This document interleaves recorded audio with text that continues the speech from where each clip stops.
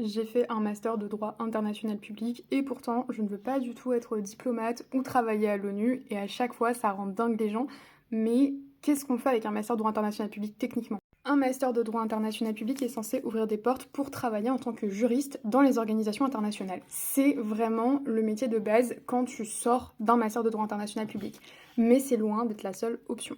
Pour donner des exemples assez variés autour de moi, j'ai des amis qui ont passé ou qui vont passer le concours d'avocat à l'issue d'un master de droit international public. J'en ai quelques-uns qui pensent vouloir plutôt travailler avec des organisations non gouvernementales, donc des ONG, hein. Et il y en a d'autres qui effectivement travaillent en organisation internationale. J'en ai même deux qui veulent passer les concours du Quai d'Orsay, donc devenir diplomate globalement, ou en tout cas travailler dans les ministères.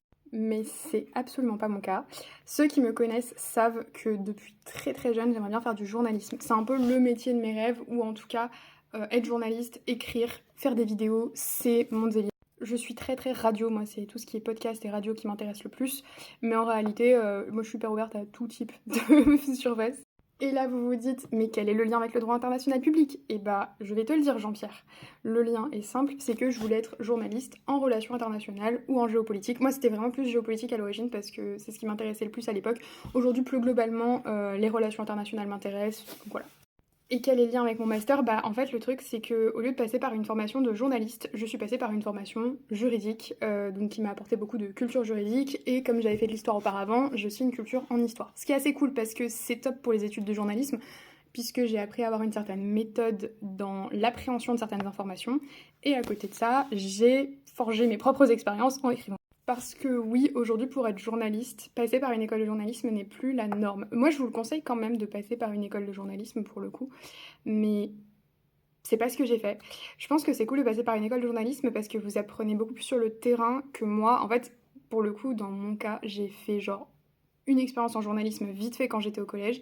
Et là, sinon, mon stage actuel, c'est une autre expérience type journalisme, même si c'est pas exactement du journalisme. Mais sinon, j'en ai jamais fait. Vous allez me dire c'est très con puisque j'aurais pu directement arriver dans le journalisme et juste me spécialiser au fur et à mesure, je suis d'accord avec vous, mais j'ai préféré avoir une formation beaucoup plus globale où je voyais des enjeux juridiques, historiques, politiques, parce que maintenant j'ai une compréhension du monde qui est telle que certes, va falloir que je me réadapte à la méthode journalistique, ça veut dire la manière d'écrire, la manière de parler, si jamais un jour je fais du podcast ou autre, mais en même temps, ça me permet d'avoir une culture de base qui va juste m'aider à comprendre plus facilement certains enjeux politiques. En tout cas, n'hésitez pas si vous avez des questions sur le master de droit international public, sur le journalisme quand tu viens pas d'école de journalisme. Alors après, je suis pas encore journaliste, je vous le dis tout de suite, mais n'hésitez pas.